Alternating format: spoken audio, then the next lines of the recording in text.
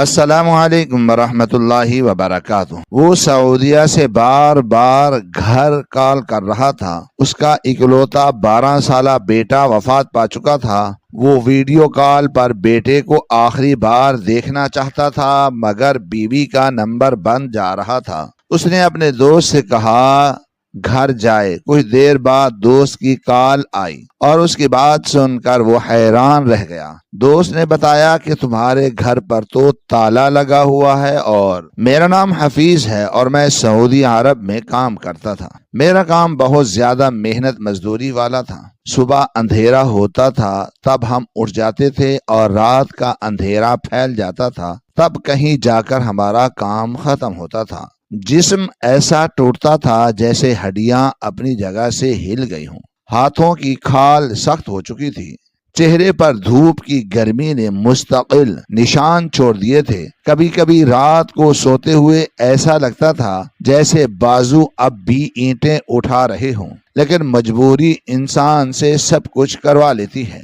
ہم جیسے مزدوروں کے لیے وہاں چھٹی لینا بہت مشکل تھا۔ اگر کوئی بندہ بیمار بھی ہو جاتا تو سب سے پہلے یہی سوچتا تھا کہ آج کی چھٹی کی تو تنخواہ سے پیسے کٹ جائیں گے۔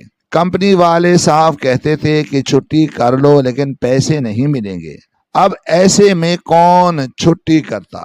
بندہ بخار میں بھی کام کرتا تھا اور جسم میں درد بھی ہو۔ کئی دفعہ ایسا ہوا کہ میرے پیر سوج جاتے تھے، ہاتھ کانپتے تھے، لیکن پھر بھی صبح اٹھ کر کام پر جانا پڑتا تھا کیونکہ میرے پیچھے ایک پورا گھر کھڑا تھا۔ میرے گھر میں میری ماں تھی، 2 بہنیں تھیں، 2 بھائی تھے، 2 بھابیاں تھیں۔ والد صاحب کافی سال پہلے اس دنیا فانی سے جا چکے تھے۔ ان کے جانے کے بعد گھر کی ہر ذمہ داری میرے کندھوں پر آ گئی تھی۔ شروع میں مجھے بہت ڈر لگتا تھا۔ میں سوچتا تھا کہ اتنی ذمہ داریاں میں کیسے اٹھاؤں گا، لیکن پھر انسان حالات کے ساتھ جینا سیکھ لیتا ہے۔ میری ماں اکثر کہتی تھی کہ بیٹا تو ہی ہمارا سہارا ہے۔ ان کی یہ بات میرے دل پر بوجھ بھی ڈالتی تھی اور ہمت بھی دیتی تھی۔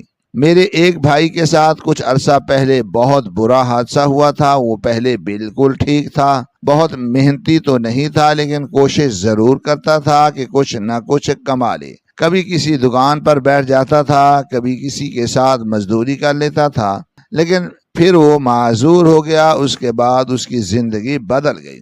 وہ پورا دن گھر کے ایک کمرے میں بیٹھا رہتا تھا۔ اس کی آنکھوں میں عجیب سا دکھ ہوتا تھا۔ مجھے اس پر بہت ترس آتا تھا کیونکہ وہ خود بھی اس حال سے خوش نہیں تھا۔ کئی دفعہ فون پر روتے ہوئے کہتا تھا کہ بھائی میں تمہارے کسی کام نہیں آ سکا۔ میں اسے یہی کہتا تھا کہ اللہ کی رضا میں راضی رہو، تمہارا قصور نہیں ہے۔ دوسرا بھائی تھوڑے بہت پیسے گھر دے دیتا تھا، وہ بھی اپنی حیثیت کے مطابق کوشش کرتا تھا، اس لیے مجھے کبھی کسی سے کوئی شکوہ نہیں رہا۔ میں جانتا تھا کہ ہر انسان اپنے حالات میں پھنسا ہوا ہے۔ اگر وہ لوگ زیادہ کر سکتے تو ضرور کرتے، لیکن جب زندگی میں گنجائش ہی نہ بچے تو انسان کیا کرے؟ سعودی عرب کی زندگی باہر سے جتنی اچھی لگتی ہے اندر سے اتنی ہی تو مشکل ہوتی ہے۔ ہم لوگ ایک چھوٹے سے کمرے میں کئی بندے رہتے تھے۔ گرمی ایسی ہوتی تھی کہ دیواریں بھی تپنے لگتی تھی۔ کام سے واپس آتے تو کپڑے پسینے میں بھیگے ہوتے۔ کبھی دل کرتا تھا کہ بس سب کچھ چھوڑ کر واپس اپنے ملک چلا جاؤں، لیکن پھر ماں کا چہرہ یاد آ جاتا تھا، بہنوں کی شادیاں یاد آ جاتی تھی، بھائی کی دوائیاں یاد آ جاتی تھی اور میں خاموشی سے اگلے دن پھر کام پر چلا جاتا تھا۔ انہی دنوں گھر سے میری شادی کی باتیں شروع ہو گئی۔ میں شادی نہیں کرنا چاہتا تھا۔ مجھے لگتا تھا کہ میں پہلے ہی اتنی ذمہ داریوں کے نیچے دبا ہوا ہوں، ایک اور ذمہ داری کیسے اٹھاؤں گا؟ لیکن میری ماں بار بار یہی کہتی تھی کہ بیٹا تیری عمر نکل جائے گی، زندگی اکیلے نہیں گزرتی۔ شروع میں ہر دفعہ بات میں ٹال دیتا تھا، لیکن پھر ایک دن ماں نے جس لڑکی کا ذکر کیا اس کا نام سن کر تو میں خاموش ہو گیا، اور وہ لڑکی سلمہ تھی۔ سلمہ کو میں پہلے سے جانتا تھا۔ جب میں سعودی عرب نہیں آیا تھا تب کبھی ہماری بات چیت ہو جایا کرتی تھی، محلے کی تقریبات میں یا کسی رشتہ دار کے گھر میں ہم ایک دوسرے کو دیکھ لیتے تھے۔ میں اپنے دل ہی دل میں اسے پسند کرتا تھا۔ ایک دفعہ گھر والوں نے باتوں باتوں میں اس کے گھر رشتہ بھیجا تھا، لیکن تب انہوں نے صاف انکار کر دیا تھا۔ ان کا کہنا تھا کہ وہ اپنی بیٹی کسی ایسے لڑکے کو نہیں دیں گے جو نوکری نہیں کرتا۔ اس وقت مجھے بہت دکھ ہوا تھا، لیکن میں نے کسی سے کچھ نہیں کہا۔ مجھے معلوم تھا کہ یہ دنیا ایسے ہی چلتی ہے، بے روزگار لڑکے کو کوئی بھی اپنی بیٹی نہیں دیتا۔ محبت سے زیادہ لوگ حالات کو دیکھتے ہیں، جب دیکھتے ہیں کہ مستقبل دیکھتے ہیں۔ پھر وقت بدل گیا، میں سعودی عرب آ گیا، محنت مزدوری شروع کر دی۔ گھر میں ڈالر اور ریال آنے لگے، لوگوں کی نظروں میں میری حیثیت بدلنے لگی۔ وہی لوگ جو پہلے انکار کر چکے تھے اب آدھی زبان میں رشتہ دینے کے لیے تیار ہو چکے تھے۔ مجھے اس بات پر حیرت نہیں ہوئی۔ میں دنیا میں اور دستور کو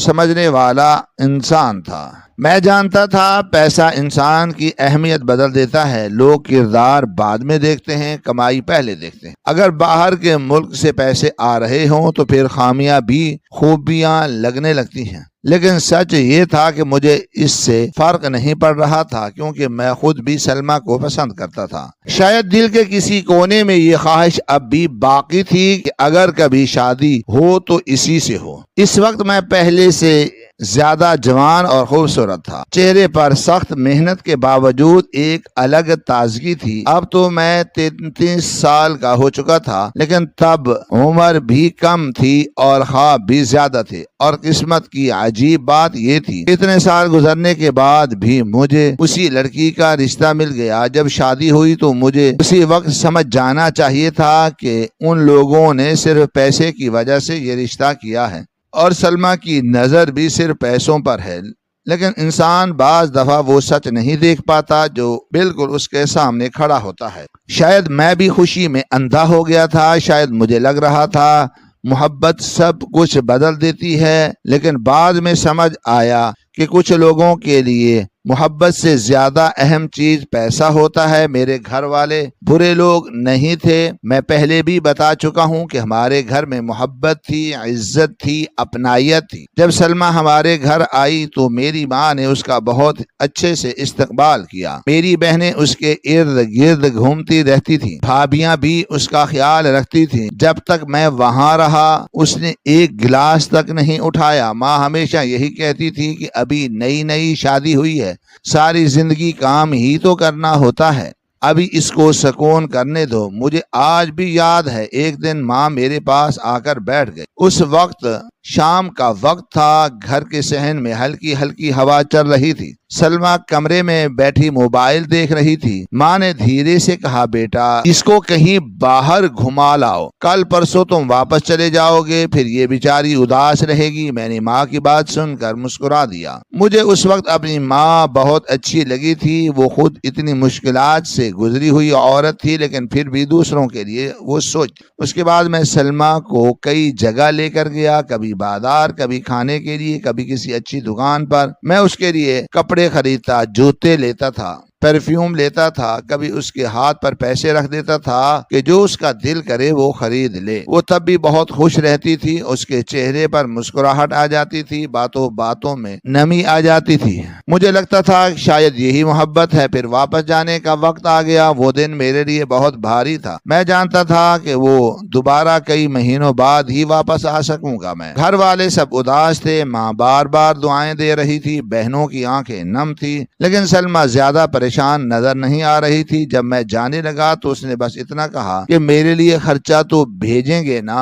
میں نے ہنس کر کہا، کیوں نہیں بھیجوں گا، بیوی ہو تم میری، تمہارا خرچہ بھیجنا تو میرا فرض ہے۔ وہ خاموشی سے مسکرا دی۔ میں واپس سعودی عرب آ گیا، وہی گرمی، وہی مزدوری، وہی تھکا دینے والے دن، لیکن اب ایک فرق تھا۔ اب میں ایک شادی شدہ مرد تھا۔ اب مجھے لگتا تھا کہ کوئی میرا انتظار کر رہا ہوگا۔ رات کو کام سے واپس آتا تو دل کرتا تھا کہ سلمہ سے بات کروں، اس کی آواز سنوں، اس سے پوچھوں اس نے دن کیسے گزارا، لیکن وہ خود کبھی فون نہیں کرتی تھی، ہمیشہ میں ہی فون کرتا تھا۔ کبھی وہ جلدی میں بات ختم کر دیتی، کبھی کہتی ابھی مصروف ہوں، کبھی صرف 2 منٹ بات کر کے خاموش ہو جاتی۔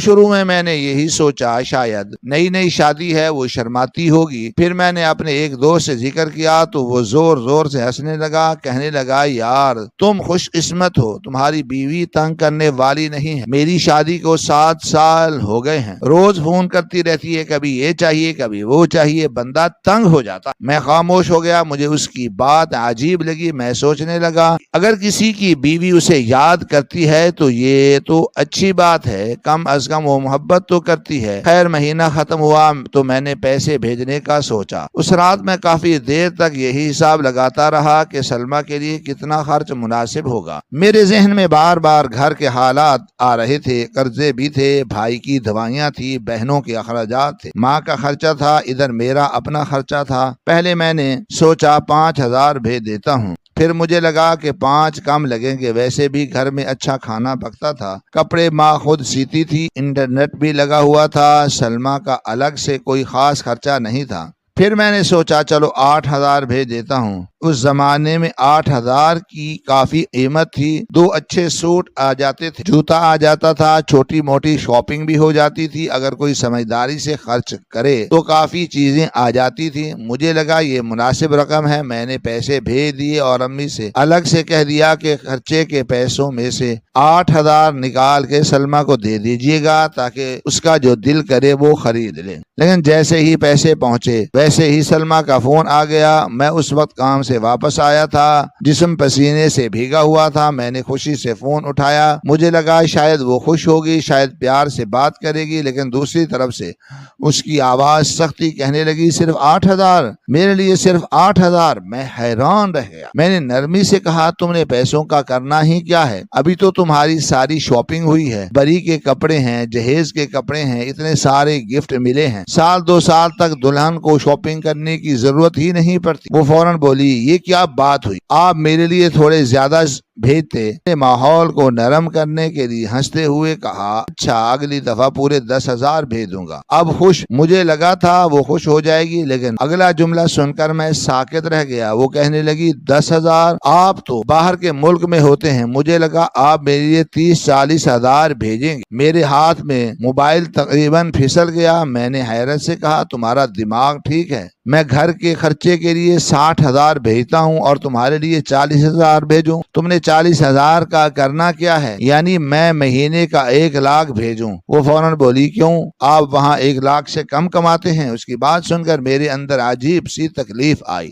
لوگوں کو لگتا تھا کہ باہر کے ملک میں پیسے درختوں پر لگتے ہیں، کسی کو یہ نظر نہیں آتا تھا ان پیسوں کے لیے انسان اپنا جسم گھسا دیتا ہے، اپنی نیند قربان کر دیتا ہے، اپنے ارمان دفن کر دیتا ہے۔ میں نے گہری سانس لے کر کہا میرے اپنے بھی خرچے ہوتے ہیں ادھر۔ جب میں آیا تھا تو میں نے بہت سارا قرضہ لیا تھا، ویزا، ٹکٹ، کاغذات، ان سب کی قسطیں بھر رہا ہوں۔ شادی پہ بھی قرضہ لیا تھا، وہ بھی ابھی باقی ہے۔ ایک دفعہ قرضے اتر جائے تو پھر میں تمہیں 15,000 بھیج دیا کروں گا، لیکن وہ بھی میرے لیے بہت مشکل ہوگا۔ دوسری طرف سے اچانک خاموشی چھا گئی۔ چند لمحے بعد اس نے بغیر کچھ کہے فون کاٹ دیا۔ میں کافی دیر موبائل کو دیکھتا رہا، مجھے سمجھ نہیں آ رہی تھی کہ یہ میرے ساتھ کیا ہوا۔ دل میں عجیب سی بے چینی تھی۔ اسی وقت میں نے دل میں فیصلہ کر لیا کہ 10,000 سے اوپر 1 روپیہ بھی نہیں بھیجوں گا۔ میرے ساتھ کام کرنے والے لوگ تو اپنی بیویوں کو الگ سے خرچہ بھی نہیں بھیجتے، بس گھر میں ایک ساتھ پیسے بھیج دیتے تھے۔ اگر کبھی کوئی خرچہ دیتا بھی تھا تو 5,000 سے زیادہ کوئی نہیں دیتا تھا۔ اگر میں ان کو بتاتا کہ میں 10,000 بھیجتا ہوں تو وہ یہی کہتے کہ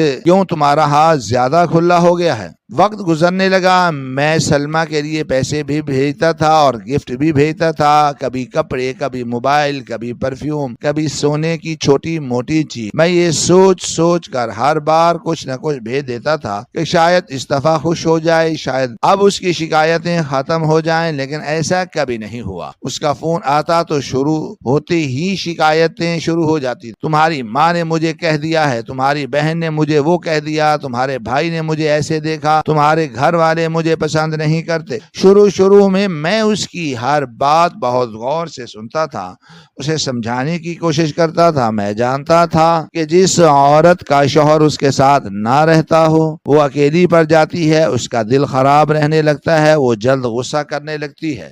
میں یہی سوچتا تھا کہ شاید سلمیٰ بھی اسی وجہ سے چڑچڑی ہو گئی ہے، لیکن مسئلہ یہ تھا کہ ہر دفعہ ایک نیا فساد تیار ہوتا تھا۔ میں سارا دن سعودی عرب کی گرمی مزدوری کرتا تھا، شام کو تھکا ہارا کمرے میں واپس آتا، جسم ٹوٹ رہا ہوتا تھا، دل چاہتا تھا کہ دو پیار کی باتیں سننے کو مل جائیں، لیکن فون اٹھاتے ہی دوسری طرف سے شکایتوں کا طوفان کھڑا ہو جاتا تھا۔ کئی دفعہ میں خاموشی سے فون کان سے ہٹا کر چھت کو دیکھنے لگتا تھا۔ مجھے لگتا تھا کہ شاید میری زندگی میں سکون نام کی چیز ختم ہو چکی ہے۔ بیچ میں ایک دفعہ میں چھٹی لے کر پاکستان بھی آیا، مجھے لگتا تھا شاید سامنے رہ کر سب ٹھیک ہو جائے گا، شاید دوری ہی اصل مسئلہ ہے۔ میں نے سوچا تھا کہ 2 مہینے سکون سے گزریں گے، بیوی کے ساتھ وقت گزاروں گا، گھر والوں کے ساتھ بیٹھوں گا، لیکن وہاں جا کر حالات اور خراب نکلے۔ سلمیٰ نے ان 2 مہینوں میں گھر کا ماحول عجیب کر دیا۔ کبھی بہنوں سے ناراض، کبھی بھابھیوں سے الجھ رہی ہے، کبھی ماں کی کسی بات کا برا مان گئی، کبھی کہتی مجھے اہمیت نہیں دی جاتی۔ میں صبح اٹھتا تھا تو گھر میں خاموشی پھیلی ہوتی تھی، دوپہر میں کسی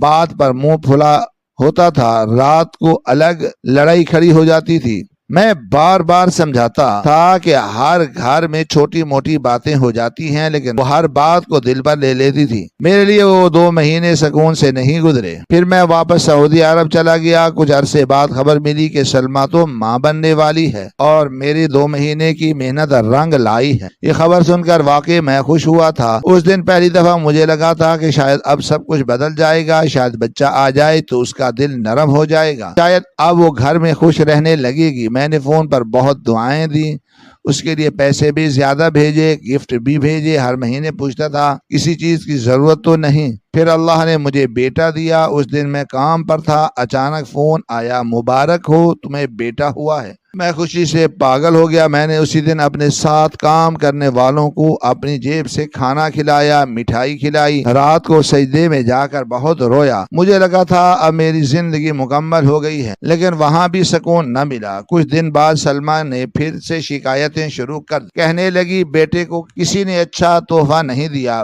میں بیمار تھی، میرے پاس کوئی نہیں بیٹھا، کسی نے میرا خیال نہیں رکھا، حالانکہ میں جانتا تھا کہ میری ماں نے اس کا بہت اچھا خیال رکھا تھا۔ ماں رات بھر اس کے پاس بیٹھی رہتی تھی، بہنیں بچوں کو سنبھال لیتی تھی، بھابیاں بھی اس کے لیے کھانا بناتی تھی، لیکن سلمیٰ کی باتیں ختم ہونے میں نہیں آ رہی۔ ان عورتوں میں سے تھی جو شوہر کے ساتھ رہتی تو ہیں لیکن ایسے جیسے رہنا نہیں چاہتی۔ ہر وقت چہرے پر ناراضگی، ہر وقت لہجے میں شکایت، ہر وقت دل میں کوئی نہ کوئی حساب۔ وقت گزرتا رہا، میرا بیٹا بڑا ہونے لگا۔ جب میں ویڈیو کال پر اسے دیکھتا تو دل خوش ہو جاتا تھا۔ وہ میری زندگی کی سب سے بڑی خوشی تھا۔ شاید اسی وجہ سے میں سب کچھ برداشت کر رہا تھا، لیکن سچ یہ تھا کہ میں اندر سے تھک چکا تھا۔ سلمیٰ سے میں اتنا تنگ آ چکا تھا کہ لوگوں نے مجھے مشورے دینا شروع کر دیے تھے۔ کچھ دوست کہتے تھے کہ اس کو چھوڑ دو، کچھ کہتے تھے یہ عورت کبھی ٹھیک نہیں ہوگی، کچھ کہتے تھے کہ تمہاری زندگی خراب کر دے گی، لیکن میں ہر بار ایک ہی بات کہتا تھا کہ اگر میں نے اس کو چھوڑ دیا تو میرے بیٹے کا کیا ہوگا؟ اللہ نے مجھے اور اولاد بھی نہیں دی، بس ایک ہی بیٹا تھا اور تب تک وہ 6 سال کا ہو چکا تھا۔ ان 6 سالوں میں میں 1-2 دفعہ اور پاکستان گیا تھا تاکہ اور محنت کر سکوں اور بچے پیدا کر سکوں۔ ہر دفعہ یہی سوچتا تھا کہ اب شاید حالات بہتر، لیکن ہر دفعہ کوئی نہ کوئی مسئلہ کھڑا ہو جاتا تھا۔ پھر سلمیٰ نے ایک نیا راگ پکڑ لیا۔ وہ کہنے لگی مجھے الگ گھر چاہیے، اب اتنے سال گزر چکے ہیں، درہم کی قیمت پہلے سے زیادہ ہو گئی تھی، میری تنخواہ بھی کچھ بڑھ گئی تھی، اگر میں چاہتا تو الگ گھر لے سکتا تھا، لیکن میں اس کی بات نہیں ماننا چاہتا تھا۔ مجھے ڈر تھا اگر میں نے یہ بات مان لی تو پھر یہ میرے سر پر سوار ہو جائے گی، پھر ہر دفعہ نئی ضد کرے گی۔ لیکن ایک دن میری ماں نے خود مجھے فون کیا۔ ماں کی آواز بہت تھکی ہوئی لگ رہی تھی۔ انہوں نے دھیرے سے کہا بیٹا تم اس کو الگ گھر لے دو، ہمارے ساتھ ایک چھوٹا سا گھر خالی ہو رہا ہے، 2.5 مرلے کا ہے، کرایہ بھی مناسب ہے، اس کو وہاں شفٹ کر دو، نہیں تو یہ ہمارا جینا حرام کر دے گی۔ ماں کی بات سن کر میں خاموش ہو گیا۔ اسی لمحے مجھے اندازہ ہو گیا کہ حالات کتنے خراب ہو چکے ہیں، کیونکہ کوئی بھی ساس اپنی بہو کو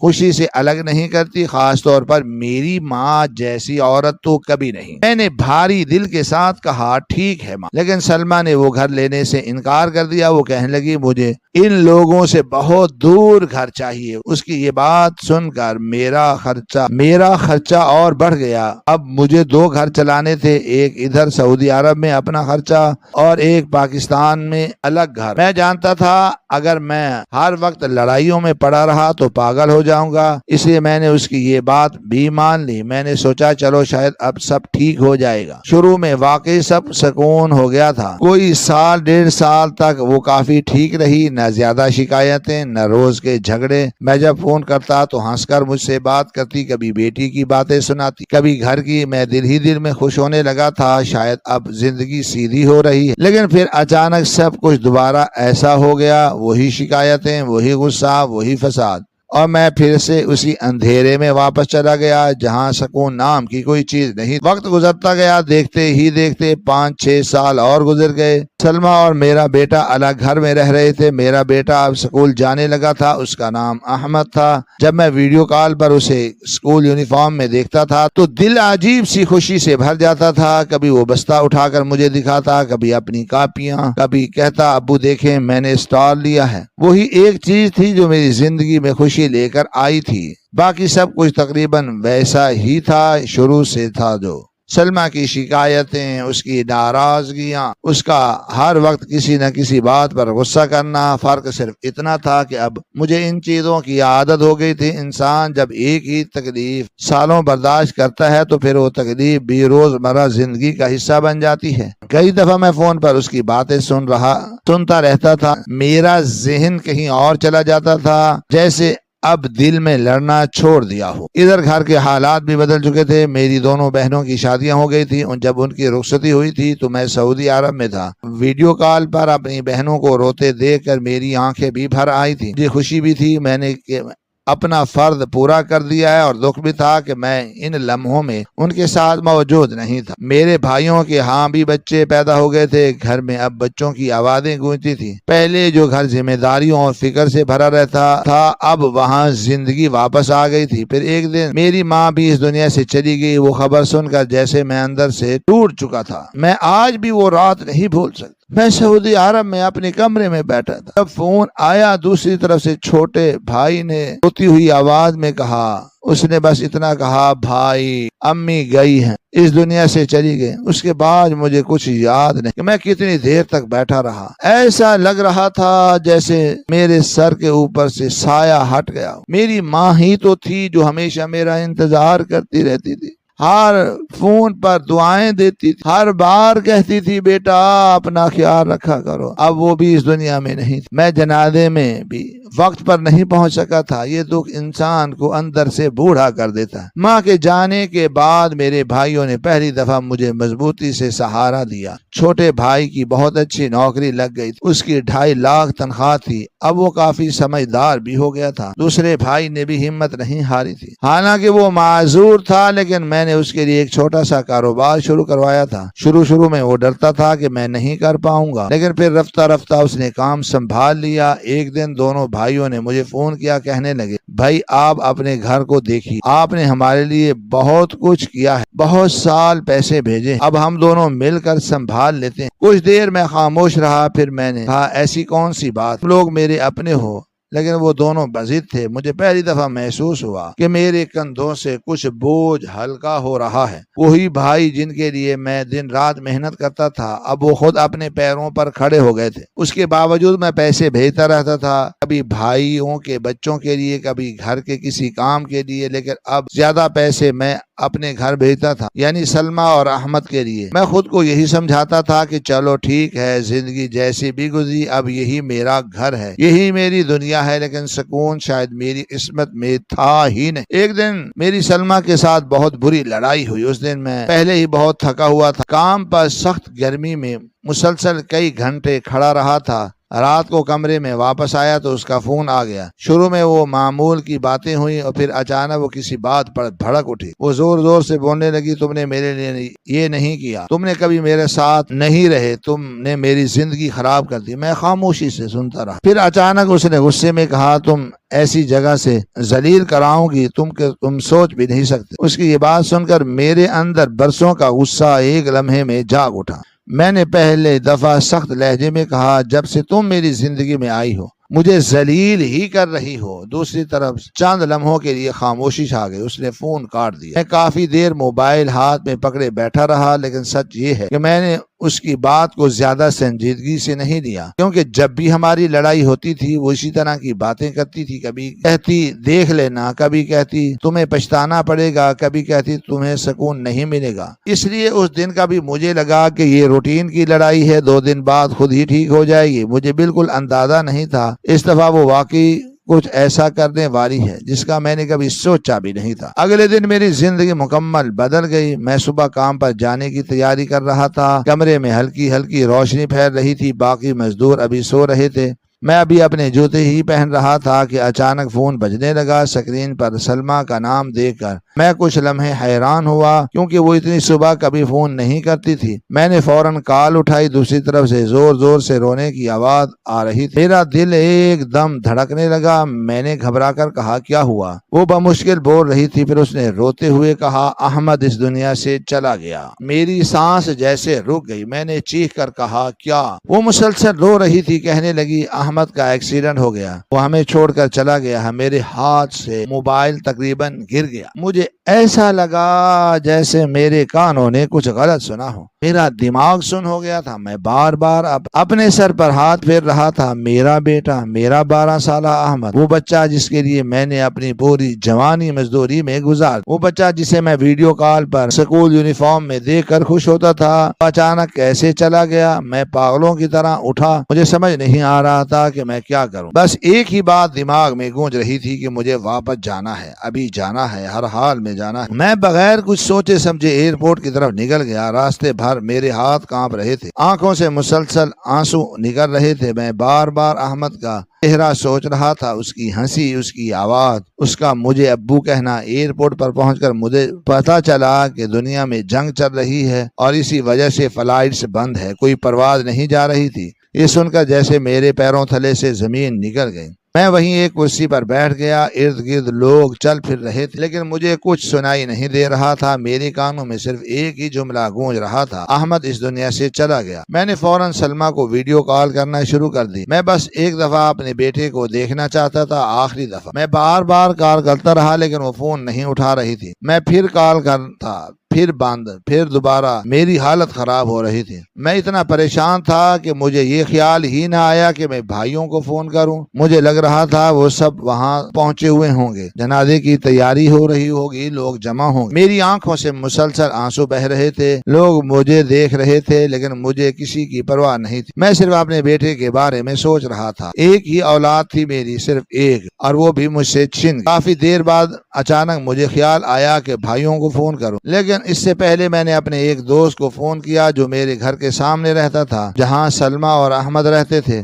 میں نے ہڑبڑاتے ہوئے کہا، بھائی ذرا جا کے دیکھو کیا ہوا ہے۔ وہ حیران ہوا، کہنے لگا، اتنی بڑی بات ہو گئی، مجھے تو پتا ہی نہیں۔ میں نے کہا، بس تم جا کر دیکھو۔ وہ فوراً چلا گیا۔ میں کانپتے ہاتھوں سے فون پکڑ کر بیٹھا تھا۔ کچھ دیر بعد اس کی کال آئی۔ اس کی آواز عجیب تھی، کہنے لگا، یار تمہارے گھر پر تو تالا لگا ہوا ہے۔ میں ایک لمحے کے لیے خاموش رہ گیا۔ میں نے کہا، کیا مطلب؟ وہ بولا، ہاں وہاں واقعی تالا لگا ہوا ہے، کوئی نظر نہیں آ رہا۔ میں ابھی اس کی بات پوری طرح سمجھ نہیں پایا تھا کہ دوسری طرف سے میرے بھائی کی کال آ گئی۔ میں نے فوراً دوسری کال اٹھائی۔ بھائی بالکل نارمل انداز میں بولا، کیسے ہو؟ میں سو رہا تھا اس لیے فون نہیں اٹھا سکا، ابھی دیکھا تمہاری کال آئی ہوئی تھی، خیریت ہے؟ میں حیران رہ گیا۔ میں نے روتے ہوئے ساری بات بتائی۔ کچھ لمحوں کے لیے دوسری طرف مکمل خاموشی چھا گئی۔ پھر بھائی نے حیرت سے کہا، ایسا کیسے ہو سکتا ہے؟ میں نے کہا، سلمیٰ نے ابھی فون کر کے بتایا تھا احمد فوت ہو گیا۔ وہ پریشان ہو گیا، کہنے لگا، بھائی صبح ہی تو میں وہاں سے گزرا تھا، احمد تو دکان پر جا رہا تھا دودھ دہی لینے، وہ بالکل ٹھیک تھا۔ میرا دل زور زور سے دھڑکنے لگا۔ بھائی نے فوراً کہا میں جا کر وہاں دیکھتا ہوں۔ کچھ دیر بعد دوبارہ اس کی کال آئی، اس کی آواز میں اب گھبراہٹ تھی۔ کہنے لگا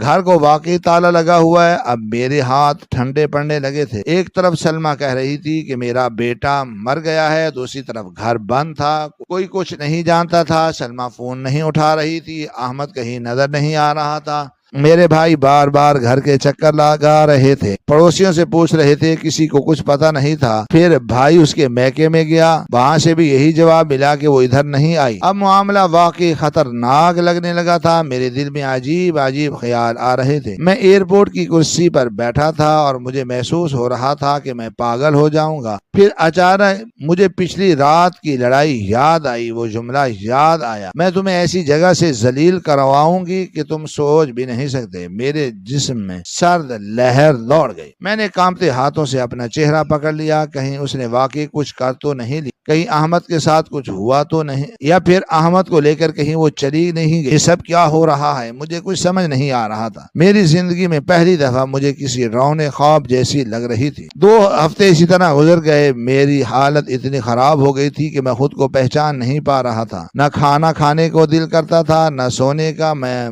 بس ہر وقت ایک ہی چیز سوچتا رہتا تھا کہ کسی طرح ایک دفعہ میں اپنی بیوی اور بیٹے کو دیکھ لوں، ایک دفعہ ان کی آواز سن لوں، بس وہ کہہ دیں کہ سب کچھ ٹھیک ہے۔ میں راتوں کو اٹھ اٹھ کر بیٹھ جاتا تھا، کبھی احمد کی تصویریں دیکھتا، کبھی اس کے پرانے میسج، کبھی احمد کی ویڈیو کال کی ریکارڈنگ، اس کی ہنسی سنتا تو میرا دل پھٹنے لگتا تھا۔ میں سوچتا تھا اگر واقعی وہ اس دنیا میں نہیں رہا تو پھر میں کیسے زندہ رہوں گا۔ ان 2 ہفتوں میں جیسے میں آدھا پاگل ہو چکا تھا۔ پھر کسی طرح مجھے فلائٹ مل گئی، اتنی مہنگی کہ شاید عام حالات میں کبھی نہ لیتا، لیکن اس وقت مجھے پیسوں کی پرواہ نہیں تھی۔ میں واپس بس جانا چاہتا تھا۔ جب پاکستان پہنچا تو سیدھا اپنے گھر گئے۔ گھر کے باہر کھڑا ہوا تو میرا دل زور زور سے دھڑک رہا تھا، لیکن دروازے پر اب بھی تالا لگا ہوا تھا۔ میں کافی دیر وہاں کھڑا رہا، سنسان گلی، بند دروازہ اور میرے اندر عجیب سا خوف۔ پھر میں سیدھا سلمیٰ کے میکے گیا۔ جب وہاں پہنچا تو مجھے دیکھ کر سب کے چہرے بدل گئے، جیسے وہ گھبرا گئے ہوں کہ میں اچانک اتنی دور سے کیسے واپس آ گیا۔ میں نے سیدھا پوچھا سلمیٰ ادھر آئی ہے کیا؟ ایک دوسرے کا چہرہ دیکھنے لگے، پھر کہنے لگے نہیں ادھر تو نہیں آئی، ہمیں کیا پتا۔ ان کی بات سن کر میرا خون کھول اٹھا۔ میں نے غصے میں کہا تمہاری بیٹی غائب ہے، 2 ہفتے ہو گئے ہیں، تم لوگوں نے کچھ بھی نہیں کیا۔ وہ الٹا کہنے لگے ہماری بیٹی تو تمہاری بیوی بھی تو ہے نا، ہم کیا۔ اس وقت مجھے ان لوگوں پر شدید غصہ آ رہا تھا، لیکن میں خود بھی ٹوٹا ہوا تھا۔ میں وہاں سے واپس جانے لگا، اتنے میں اچانک مجھے پیچھے سے ایک آواز سنائی دی، ابو۔ میں نے پلٹ کر دیکھا، احمد بھاگتا ہوا میری طرف آ رہا تھا، یعنی میرا بیٹا زندہ تھا۔ وہ سیدھا آ کر میرے گلے لگ گیا۔ میں نے اسے ایسے پکڑ لیا جیسے اگر چھوڑ دیا تو پھر یہ کہیں کھو جائے۔ میری آنکھوں سے آنسو رک ہی نہیں رہے تھے۔ مجھے ایسا لگ رہا تھا جیسے 2 ہفتوں بعد میرے جسم میں دوبارہ جان آئی۔ میں بار بار اس کا چہرہ دیکھ رہا تھا، اس کی بال، اس کی آنکھیں، اس کے ہاتھ۔ میں نے کانپتی ہوئی آواز میں کہا بیٹا تم یہاں ہو، تمہاری امی کہاں ہیں؟ پھر وہ معصومیت سے بولا ہم تو پچھلے 2 ہفتے سے یہاں رہ رہے ہیں، امی مجھے اسکول بھی نہیں بھیج رہی تھی، کہتی تھی ادھر ہی رہنا ہے، چاچو آتے تو ماموں جھوٹ بول دیتے تھے کہ یہاں نہیں ہے۔ اس کی بات سن کر میرا دماغ گھوم گیا، یعنی یہ سب جان بوجھ کر کیا گیا تھا۔ میں نے غصے میں کہا سلمیٰ کو بلاؤ، ابھی بلاؤ۔ کچھ دیر بعد وہ باہر آئی، اس کے چہرے پر نہ شرمندگی تھی نہ خوف۔ وہ سب کے سامنے کھڑی ہو کر کہنے لگی ہاں اب آیا مزہ، تم ہر وقت مجھ سے لڑتے رہتے ہو، مجھے گالیاں دیتے ہو، تم نے مجھے طوائف کہا تھا نا۔ میں نے غصے اور حیرت میں کہا غصے میں انسان کچھ بھی بول دیتا ہے، میرا وہ مطلب نہیں تھا۔ پھر وہ ہنسنے لگی، کہنے لگی لیکن میں نے تو تم سے بدلہ لے لیا نا، ہوئے نا تم ذلیل، پتہ لگا نا، تو میں نے کہا تھا نا کہ تمہیں ایسی جگہ سے ذلیل کرواؤں گی کہ سوچ بھی نہیں سکتے۔ تو میں اسے دیکھتا رہ گیا۔ اسی لمحے مجھے محسوس ہوا کہ یہ عورت میری بیوی نہیں ہے، یہ میری دشمن ہے۔ کون عورت اپنے شوہر کو یہ کہہ سکتی ہے کہ تمہارا بیٹا مر گیا صرف اسے تکلیف دینے کے لیے، یا صرف اسے تڑپانے کی؟ اگر ان 2 ہفتوں میں مجھے کچھ ہو جاتا، اگر اسی غم میں میرا دل بند ہو جاتا، اگر میں مر جاتا، پھر کون جواب دے؟ اس عورت نے مجھے نہیں اذیت دی تھی، اس نے میری روح کو بھی زخمی کر دیا تھا۔ میرا بیٹا اب بڑا ہو رہا تھا، اب وہ سب